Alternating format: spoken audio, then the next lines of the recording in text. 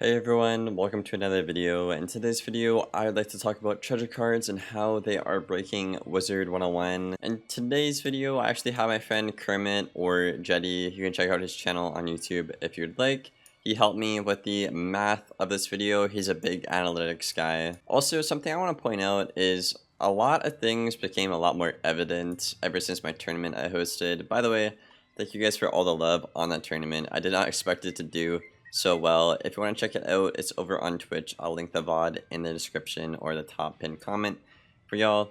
I've never seen the PvP community so happy and non-toxic before. It was honestly really nice. And I honestly think a lot of players who are watching the tournament and participating in it, yeah, it might not have been perfect. I forgot to ban the pet item Hydra card or whatever, but I feel like one thing the PvP community felt in that tournament is the game actually felt like Wiz again. Like you're actually playing for something.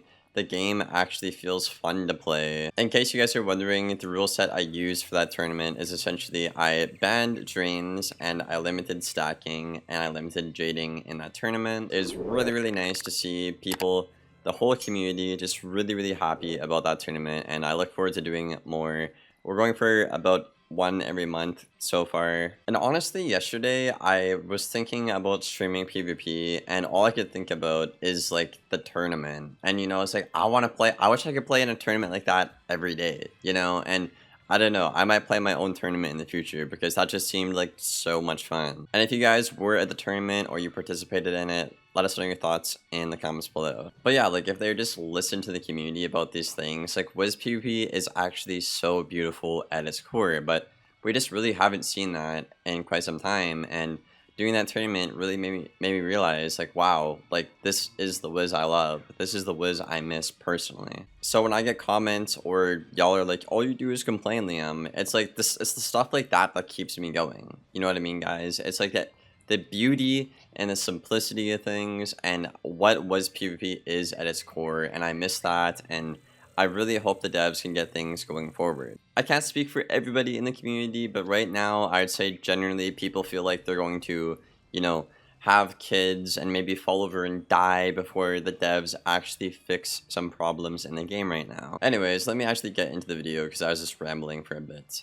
So yes, TC are ruining Wizard101. That's the title of the video, probably something like that. And basically, in case you guys don't know why treasure cards are so broken, is treasure cards oftentimes give a damage percent boost. So an example I could use is TC Triton, which is always 920 to 1000 damage, when main deck tier 5 Triton is always consistently 920 damage. This, for example, is about a 15% increase in terms of damage per pip. In the legacy design of Wiz, they typically allow treasure cards to go from 20% to 25%, and after that, they thought they were kind of broken. Some cards to this day do go beyond that 25% upwards to 44%, as you'll see later on in this video, which is insane. And the issue with this stuff, guys, is there seemed to have been a double standard from KingCell and from the devs in terms of banning things. So for example, we can take the TC Triton, right, which is 15% above damage per pip, but you could take another example, which is Fire's TC Elephant, which is also equal to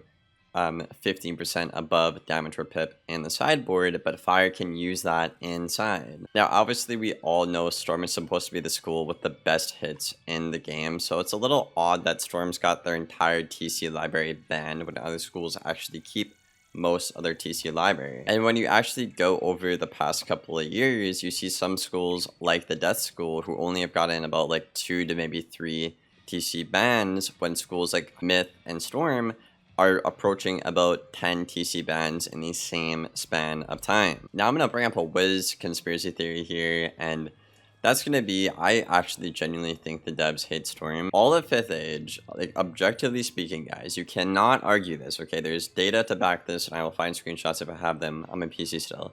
Storm is the lowest win rate school of 5th Age, and it's stayed that way consistently. It's maybe only bumped up once or twice throughout the whole 2 or 3 years it's been out for. regardless of that, and regardless of it only being a good school in maybe 1 or 2 metas of that 2 to 3 years, we've seen its entire TC library get banned, which is a little strange because on the other hand, you have a school like Myth who's been really good all of 5th age, except for maybe like 1 meta or something like that, and their entire TC library is banned. So my point is, Myth TC are getting banned for being broken and complained about in the meta, but then Storm TC are just getting banned for the sake of being banned, which is really strange. But then you have other schools like Death, for example, which is apparently KingsIsle's golden child, because that school does not get touched, doesn't get nerfed, doesn't get any bans unlike other schools. Now, the reason this is an issue is because the devs clearly have a double standard in terms of things. They have said, this is a real quote, "We do not make game balancing changes around the meta." Now, this is a problem for 2 reasons. One, it's a clear double standard within the Storm example, the Myth example, and the Death example, right? The fact that Storm has gotten bans left, right, and center, so much to the point they cannot use anything inside, right? But then you have a school like Myth that gets all this stuff banned around the meta, but then you have a school like Death, which just is allowed to be broken in OP because the dev's golden child at the end of the day, even though Death has been objectively one of the best schools for quite some time now. So that's really strange. Also, on the other hand of things, guys, you have the fact that Wiz is a paid, like, monthly subscription live service game, right? So you can't say we're not gonna, like, update the game and make meta changes when you have a live service game. That is the whole point of being a live service and, like, having paying members. As you update the game, you make meta changes because it's a live service. You know, you have to keep the players retained. Anyways, I'm gonna get into a couple more examples here because I'm kind of everywhere in this video, so I apologize for that. I'm also gonna bring up Everburn and Oni No Plague as well. These are very similar to TC Elephant and TC Triton. Okay, guys, so Ember Everburn is 120 fire damage per pip, which is 20% above fire's damage per pip. That card is still in the game. However, Oni No Plague is 150 DPP for Storm, which is also 20% over Storm's DPP.